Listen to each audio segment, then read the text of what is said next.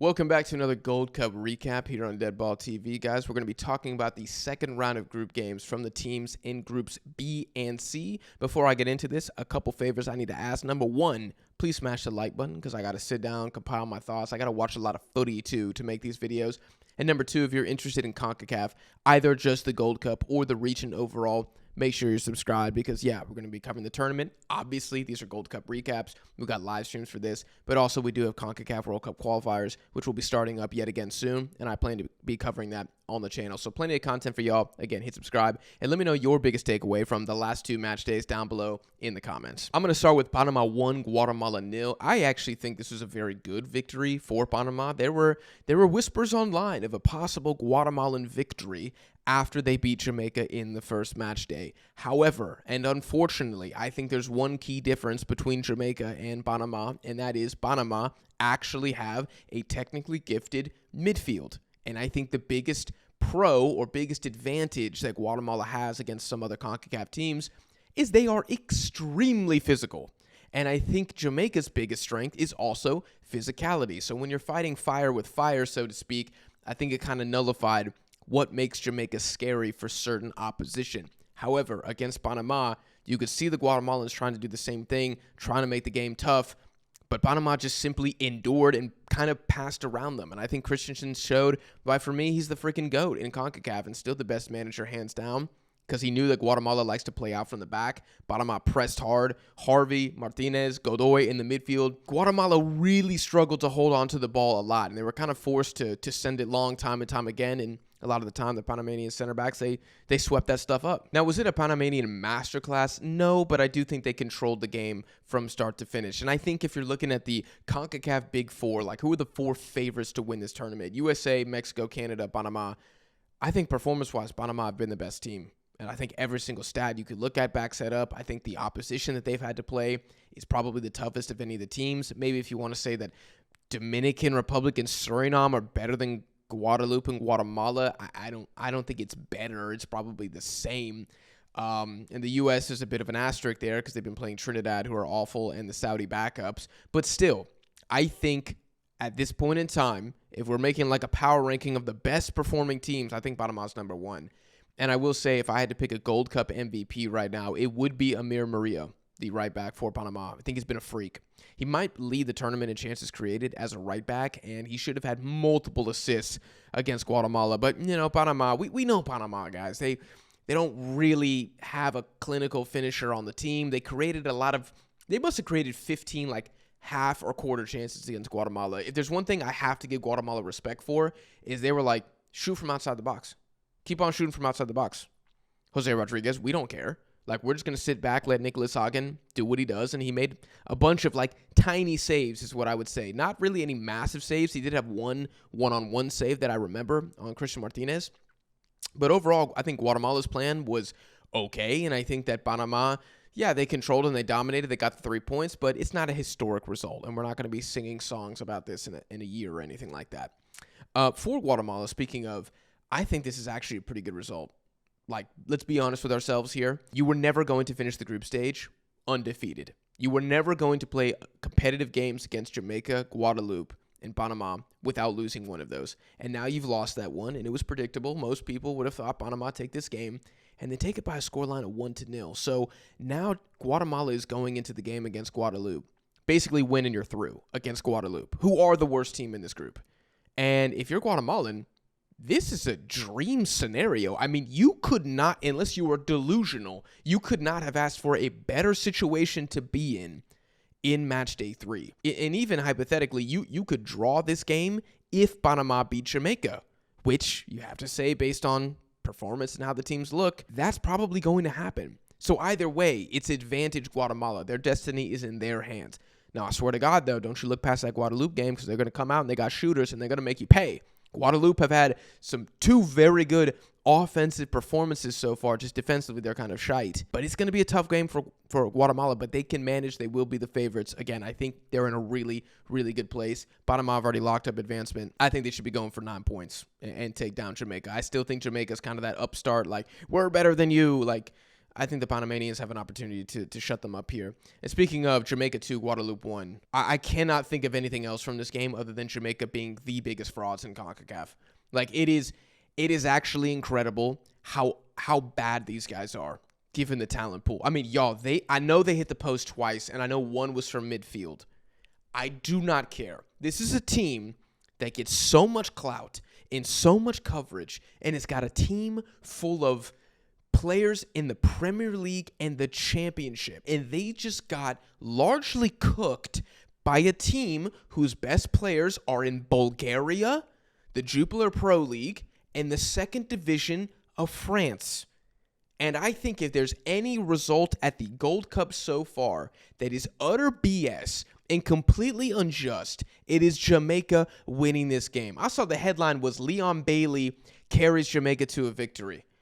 I would have changed it to Jamaica win in controversial fashion, somehow, comma, looking terrible as they do it.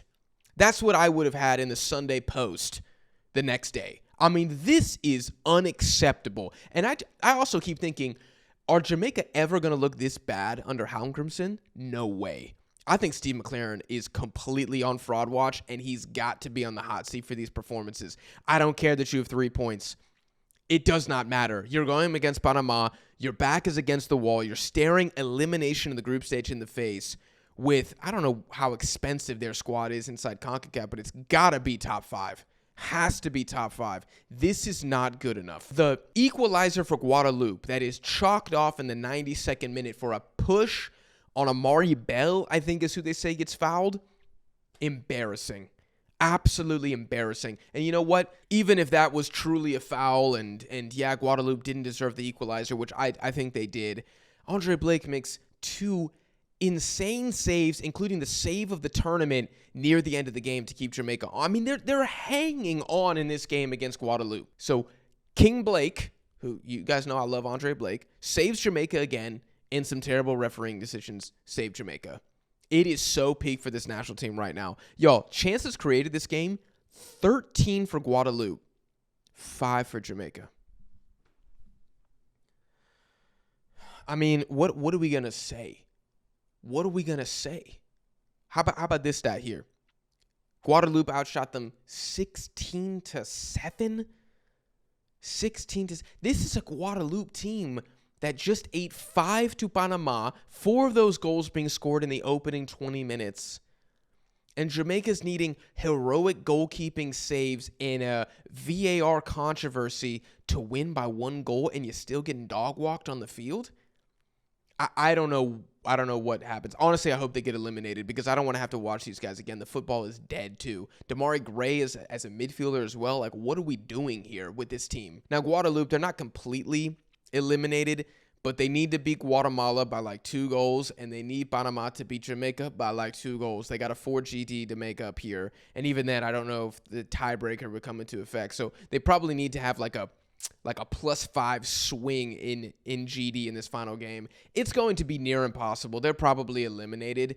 It just is a shame because they should not be in this scenario, and that upsets me, honestly. Moving on to the games that happened yesterday, Canada won, Curacao 0, and y'all, we are going to start a dialogue about Curacao because there is a case right now that they are better than Jamaica, and that should never exist. In fact, if you're looking at how Curacao play and how they manage these games, that is exactly what the Jamaicans should be doing. It's what Guadeloupe wishes they could do. And I think it's what every single one of these like B tier and, Caribbean style teams should be aiming to do, where it's like, all right, obviously our best players are offensive, but we need to take care of the defensive side of the freaking football if we're going to take advantage of our offensive players, right? Look at Guadeloupe. It doesn't matter if you got shooters if you concede 2 goals and 5 goals. And again, your opponent hits the post in the Jamaica game twice. You need to be better at the back to take advantage of your talent moving forward. There's one thing about Curacao that has really impressed me in this tournament so far, and it's not the offense, which, by the way, they've had more XG than their opponent in both games, yet here they are on 2 points. So you can make the argument Curacao are the unluckiest team so far. And I don't know if I debate anybody on that. Maybe you could have said the Dominicans deserve something too, but I think it's between them and Curacao. Or I guess, is Haiti unlucky? I just think Haiti just love self-harm. I think that's really what's going on here. Maybe they're probably a little unlucky too. Those are the top 3 teams. You're like, they should probably have more points than they do right now. It's defensively what has surprised me with Curacao. The fact that they are one of the best teams at the Gold Cup. Here's a stat that's insane. Through 2 games, Curacao have allowed 7 chances.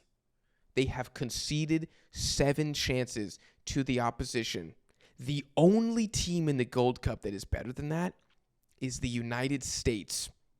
The difference is one of those teams played a top 2 favorite to win the damn tournament. The other played an embarrassing Trinidad and Tobago side in the Saudi backups. And one is hosting the freaking tournament. So that's the difference. All of that context gets the United States -1 chance conceded versus Curacao through 2 games. These guys have been really, really good. And if they keep that up, they're going to beat Honduras in the final game. But there's one thing that concerns me for Curacao. In a very popular dark horse pick, which I asked after the first game, the tie against El Salvador, I said, do you feel better or worse? And I was like, you can make an argument for both. Well, now they got another tie against Canada.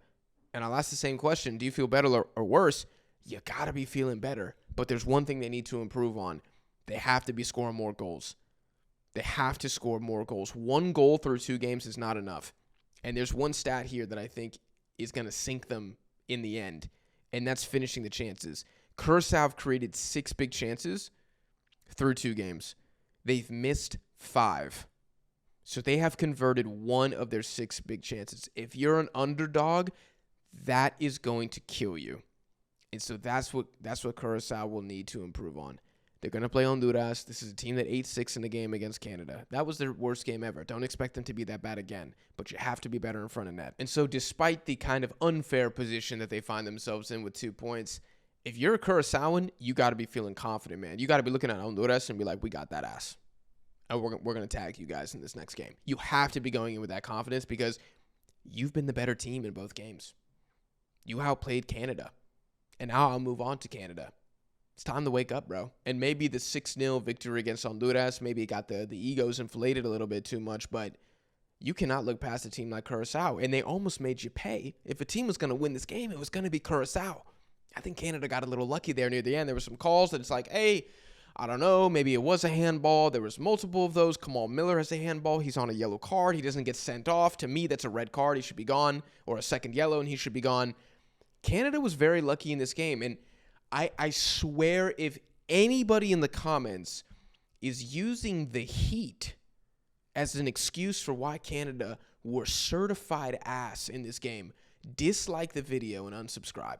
Like, you can stop being such a soy boy. I don't want that soy boy energy in my comment section. Just leave. Go watch One Soccer or another channel that's going to be very optimistic and complimentary of Canada. I'm not trying to throw shade at One Soccer. They are a Canadian outlet. Go watch that stuff.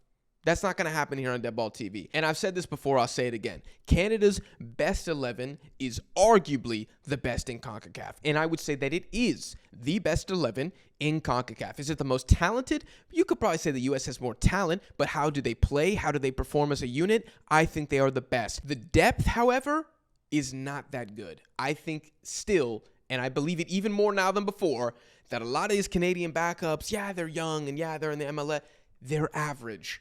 There's a lot of average players in the Canadian depth pool after the starting. I'm going to say once you get past man number 13 on the roster, 13 or 14, that's when it starts getting a little like, well, hold on a minute here. Okay, they're not bad players. They're just not game changers. They're a lot closer to what Canada has always produced in the past, where it's like, yeah, they're like mildly technical, mildly athletic, but just nothing scary at all. And this type of team with a couple starters, but mostly rotated, again, got outplayed by Curacao, and we're fortunate to not lose this game.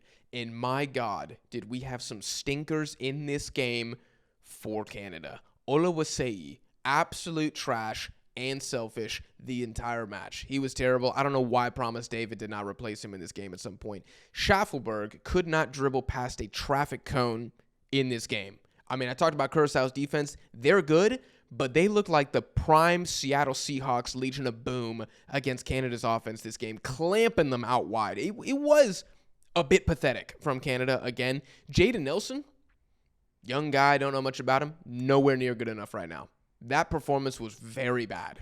Like the wingers, the striker, Jonathan David's having to play as an 8 practically to kind of create chances. There were some opportunities for Canada to win this game. Unfortunately, everybody decided to suck and they weren't able to convert. And Waterman and Kamal Miller in 2025?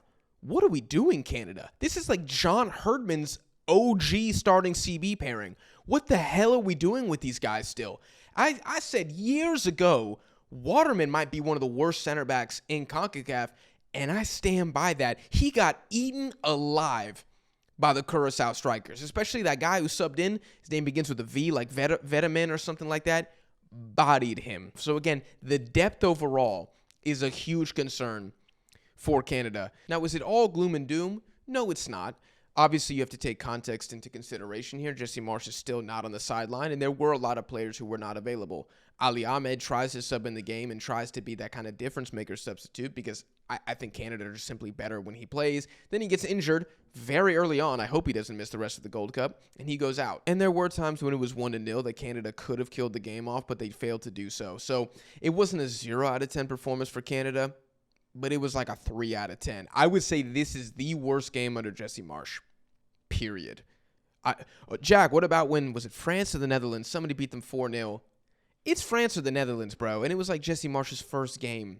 Okay, I'm going to give some grace there. This was, I think, the worst performance. And the fact it's an official match makes it even worse. I think Canada will recover. I do choose to believe that this is a one-off. I think that they'll learn from this moment. And they better, because this tournament's not getting any easier for them. And the last match here, Honduras 2, El Salvador 0. Honduras needed a bounce-back game, and that's exactly what they got here. And I'm going to give them a little extra bonus points in this performance for getting multiple goals, because they did need to chip away at that goal differential after the 6-0 beatdown by Canada. And despite that ass-whooping that they received, they're still in second place because Curacao failed to win. So Honduras are, weirdly, actually, in a pretty good place going into the final game, because they just have to draw and they're in, which is insane. Get a Honduras, for like how awful that first game was, like a historically bad performance of the Gold Cup. Draw Curacao and you're through. And the fact that Curacao are one of the worst finishing teams at the tournament, Honduras has to be feeling okay. I actually think this is a situation where both teams are going into the third game and they're like, oh yeah, we got this. Both of them should be feeling like we got this. And I think Honduras did pretty well against El Salvador. It was interesting for me that Luis Palma doesn't start this game after being awful against Canada and then gets subbed on in the 90th minute. It's just, the optics are a little weird there. Subbing in the star boy in the 90th minute, that's like what you do with a 17-year-old to give him a debut, not Luis Palma. I don't know if something's going on behind the scenes there, but just something I noted. Goals come from Romel Quioto and Dixon Ramirez. I think Quioto's probably been Honduras' best player. He had that one really, really good chance, if I'm remembering correctly, against Canada that St. Clair saved. I don't know if the game was already out of reach at that point. I think it was 1-0 or maybe 2-1 at that point, but I think he's probably been Honduras' MVP of the tournament so far. And for El Salvador, they're not eliminated yet, but they need a lot of things to go down for them to stay alive. And they're playing Canada, so this last game will not be easy. And I think the simple fact for this team is that offensively, they are dead, dude. I think El Salvador have done a good job, actually, of not conceding a lot of chances. But they're like a bee with no stinger, right? These are not killer bees. They're like not even bumblebees. They're like de-stingered bees, which sounds like a really weird phrase. They got no bite to them, right? They took the canines out. There's no bite to this team whatsoever. If you look at chances created from all teams through 2 games, they are dead last with 8 chances created through 2 games. 8 chances created in 180 minutes of football. It has to be better. And now they're playing Canada, who, yeah, Canada just got cooked up defensively. So if they respond, this is probably not the right time for El Salvador either. You probably wanted a super arrogant Canada in this final game. Maybe you could catch them off. But I think Canada just got humbled a little bit. It's going to be really tough. I do think it's over for them. I just don't see a way forward. But that Honduras-Curacao game is going to be absolute fire. And if I can do a live watch-along, that will probably be the game. because that will be where, where all the marbles are being played for. Anyways, guys, that's my recap of the last 2 games of the Gold Cup. I hope you enjoyed. If you did, again, smash the like button. There will be more videos like this on the channel, more live streams as well. Make sure you're following us on social media so you know which games exactly. I appreciate you guys for watching, and I'll see y'all in the next one.